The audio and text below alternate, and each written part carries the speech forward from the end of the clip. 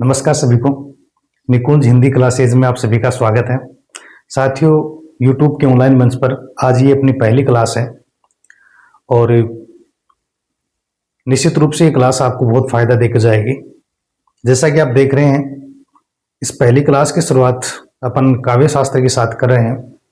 साथियों, काव्य शास्त्र है ये थोड़ा देखने में कठिन जरूर है, पर यकीन मानिए बड़ा ही मार्जिन वाला टॉपिक है और अपन एक एक करके इस काव्य शास्त्र को इस तरह से पढ़ेंगे कि इनकी हर एक छोटी छोटी बात है वो हम बहुत ही आसानी से सीखेंगे। तो आइए करते हैं शुरुआत आज की इस प्रथम क्लास की। जैसा कि आप देख रहे हैं कि काव्य शास्त्र, साथियों भारतीय जो काव्य शास्त्र है इनके बारे में जानने के लिए, इसे समझने के लिए हमारे लिए जरूरी है कि हम एक बार अपना ध्यान है वो नाट्य शास्त्र की ओर दें, क्योंकि भारतीय काव्य शास्त्र का जो सबसे प्राचीनतम जो ग्रंथ है वो है नाट्य शास्त्र। इसे हम भारतीय काव्य शास्त्र का आदि ग्रंथ भी कह सकते हैं, जिसके रचनाकार कौन है? आचार्य भरत मुनि। क्योंकि बिना नाट्य शास्त्र को ध्यान में रखते हुए हम भारतीय काव्य शास्त्र की कल्पना भी नहीं कर सकते। और आज हमने काव्य शास्त्र का जो पहला टॉपिक चुना है वो कौन सा है? छंद।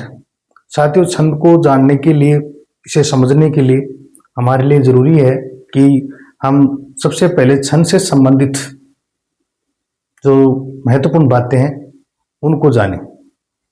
आज हम जानेंगे कि छंद शब्द की उत्पत्ति, छंद का इतिहास और अन्य जो छंद से संबंधित महत्वपूर्ण जो बिंदु है, एक एक करके हम उन सब को देखते हैं। तो आइए देखें। या देखिए साथियों, छंद शब्द की जो उत्पत्ति है ये छद धातु में,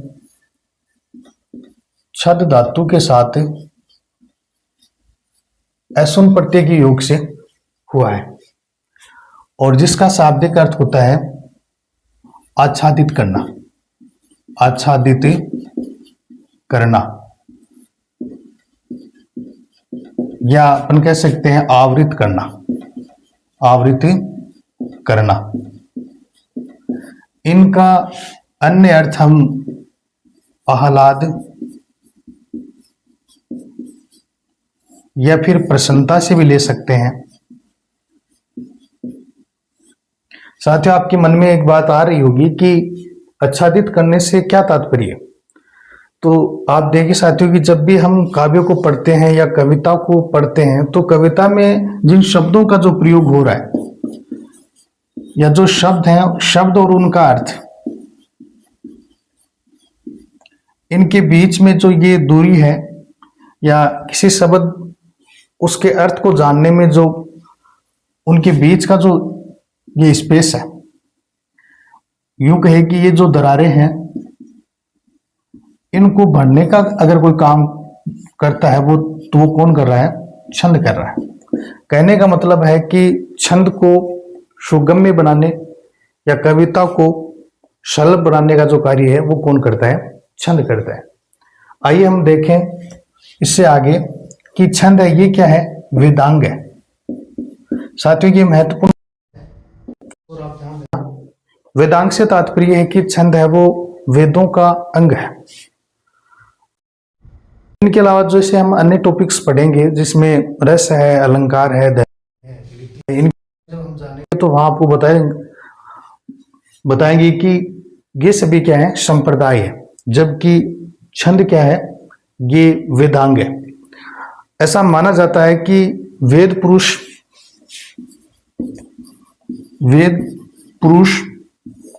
के चरण से, वेद पुरुष के चरण से ही छंद की उत्पत्ति हुई है। यानी कि वेद पुरुष के जो चरण है वो क्या है? छंद है, और उनके मुख से व्याकरण की। छंद शब्द की सर्वप्रथम प्रयोग की हम बात करें तो सर्वप्रथम जो प्रयोग है वो हमें ऋग्वेद में मिलता है। कहाँ मिलता है? ऋग्वेद में। और ऋग्वेद के भी पुरुष सूक्त के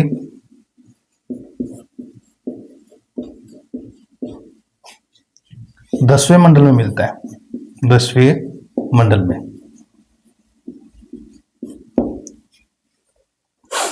साथियों, छंद का जो प्रमुख जो उद्देश्य है, प्रमुख उद्देश्य है वो काव्य को संगीतात्मक बनाना, काव्य को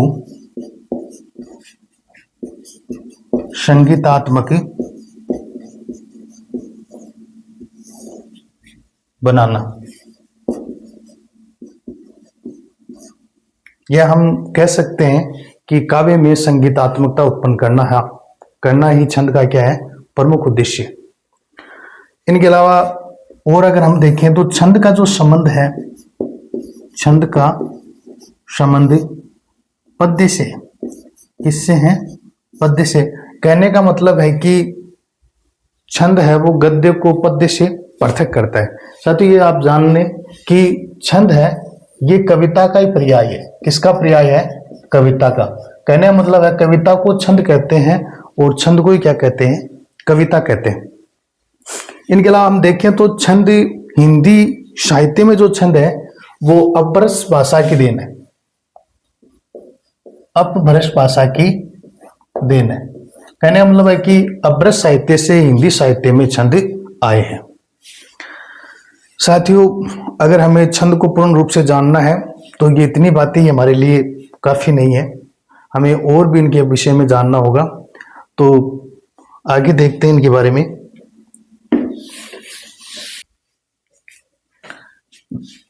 यहां देखिए एक बार, लौकिक छंद। लौकिक छंद के प्रथम व्याख्याकार या फिर हम आविष्कार की बात करें तो ये पिंगल ऋषि माने जाते हैं। कौन माने जाते हैं, पिंगल ऋषि, पिंगल ऋषि। इसीलिए पिंगल ऋषि को ही छंद ऋषि भी कहा जाता है, पिंगल ऋषि को छंद ऋषि भी कहा जाता है। और छंद शास्त्र को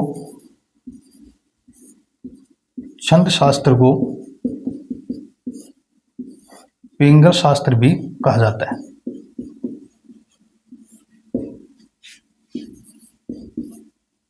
पिंगल शास्त्र भी कहा जाता है।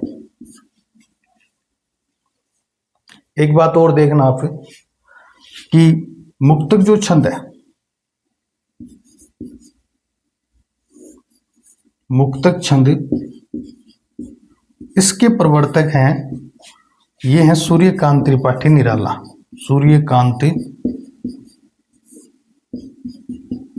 त्रिपाठी निराला। निराला है ये इनका उपनाम है जो मतवाला पत्रिका से मिला है। और सूर्यकांत त्रिपाठी निराला ने मुक्तक छंद को केंचुआ या रबर छंद कह करके पुकारा है। और अगर हम मुक्तक छंद की बात करें तो सबसे पहले इनका प्रयोग है वो जूही की कली, जूही की कली नामक कविता में सर्वप्रथम हुआ है। यानी कि निराला ने सर्वप्रथम मुक्तक छंद का जो प्रयोग है वो जूही की कली, ये एक रचना जो 1916 में रची गई और 1922 के आसपास ये कविता है वो प्रकाशित हुई थी। छायावादी कविता है। इनके अलावा आप साथ ही एक चीज और देखिए, वैदिक जो छंद है, वर्णिक जो छंद है,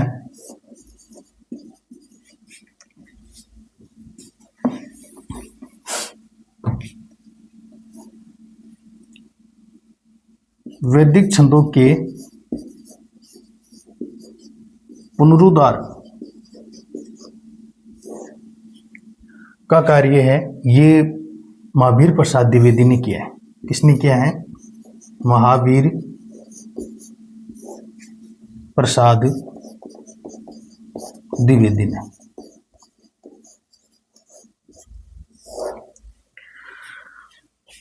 साथियों, आज की ये जो अपनी क्लास है ये अगर आप पूर्ण निष्ठा के साथ, पूरे विश्वास के साथ देखते हैं तो निश्चित रूप से आपको बहुत फ़ायदा पहुंचाएगी। क्योंकि जैसा कि आप देख रहे हैं, इस क्लास का जो लेवल है वो बिल्कुल जीरो से हमने शुरू किया है और जो भी मार्जिन वाले प्रश्न हैं वहाँ तक ये क्लास जा रही है। जो साथी आरपीसी फर्स्ट ग्रेड और सेकंड ग्रेड की जो तैयारी कर रहे हैं, निश्चित रूप से ये क्लास उनके लिए उनका हौसला बढ़ाने वाली है। और क्योंकि वैसे तो ये क्लास उन सभी विद्यार्थियों के लिए महत्वपूर्ण है जो हिंदी विशेष एग्जाम दे रहे हैं, परंतु विशेष रूप से ये क्लास है फर्स्ट ग्रेड और सेकंड ग्रेड को ध्यान में रखते हुए बनाई गई है। एक बार साथियों में पुनः दोहरान करा देता हूँ। सबसे पहले हमने जाना छंद शब्द का उत्पत्ति, जो छद धातु में असुन प्रत्यय के योग से हुई है, जिसका शाब्दिक अर्थ होता है आच्छादित करना, आवृत करना, आह्लाद या फिर प्रसन्नता। उसके बाद हमने जाना कि छंद वेदांग है, यानी कि वेदों का ही अंग है। छंद शब्द की सर्वप्रथम उल्लेख है वो हमें ऋग्वेद में मिलता है और ऋग्वेद के भी पुरुष सूक्त के 10वें मंडल में। साथ ही ऐसा माना जाता है कि छंद है वो वेद पुरुष के चरण से इनकी उत्पत्ति मानी जाती है और व्याकरण की उत्पत्ति वेद पुरुष के मुख से। इनके बाद हमने देखा कि छंद का प्रमुख जो उद्देश्य है वो काव्य में संगीतात्मकता उत्पन्न करना है, यानी कि काव्य को लय युक्त बनाना है। कहने का मतलब है कि काव्य में नाद जो सौंदर्य है उसको बढ़ाना, ये ही छंदों का प्रमुख उद्देश्य। उसके बाद हमने जाना कि छंद है उसका संबंध किससे, पद्य से। कहने का मतलब है कि छंद गद्य को पद्य से पृथक करता है और हिंदी साहित्य जो कुछ छंद है वो अभ्रस साहित्य की देन है। इनके बाद हमने देखा कि लौकिक जो साहित्य है उसके प्रथम आविष्कारक या प्रथम व्याख्याकार है वो कौन माने जाते हैं, पिंगल ऋषि माने जाते हैं। इसलिए पिंगल ऋषि को छंद ऋषि और छंद शास्त्र को पिंगल शास्त्र कहा जाता है। इससे आगे हमने देखा कि मुक्तक जो छंद है उसके प्रवर्तक सूर्यकांत त्रिपाठी निराला माने जाते हैं और उन्होंने मुक्तक छंद को केंचुआ छंद या फिर रबर छंद कहकर के पुकारा है। जूही की कली नामक जो इनकी कविता है इसमें सर्वप्रथम निराला ने मुक्तक छंद का प्रयोग किया है। साथियों यहाँ एक चीज़ और ध्यान देना कि सुमित्रानंद पंत ने भी युगवाणी जैसे अपना काव्य है वहाँ पर खुल गई छंद के बंद जैसी पंक्तियों का प्रयोग किया है। तो यहाँ किसी प्रकार का कन्फ्यूजन नहीं होना चाहिए कि मुक्तक छंद है इसके प्रवर्तक कौन माने जाते हैं, सूर्यकांत त्रिपाठी निराला। फिर हमने देखा कि वर्णिक जो छंद है इनके पुनरुद्धार का जो कार्य है वो किसने किया, महावीर प्रसाद द्विवेदी ने किया। साथियों अगर आप क्लास पूर्ण निष्ठा के साथ देख रहे हैं तो यकीन मानिए ये क्लास आपका मनोबल है वो बढ़ाएगी। इस टॉपिक से यानी कि छंद जो चैप्टर है यहाँ से 2 से 3%, चाहे वो सेकंड ग्रेड हो या फर्स्ट ग्रेड हो, यानी कि सेकंड ग्रेड है उसमें तो पूरी संभावना है कि छंद में से 3% आने हैं। और मैं आपको विश्वास दिलाता हूँ आप अगर मेरे साथ बने रहते हैं तो निश्चित रूप से ये 3 जो प्रश्न है वो आपके गलत नहीं होंगे। साथियों आज ये अपनी पहली क्लास है और मैं इस क्लास को लंबा नहीं खींचना चाहता। मुझे विश्वास है ये क्लास आपका उत्साह बढ़ाएगी, आपका जो मनोबल है वो बढ़ाएगी अगर आप इसे पूरी निष्ठा के साथ, पूर्ण विश्वास के साथ देखते हैं। चलते तो हम मिलते हैं अगली क्लास में एक नए जोश, नए उत्साह के साथ। धन्यवाद।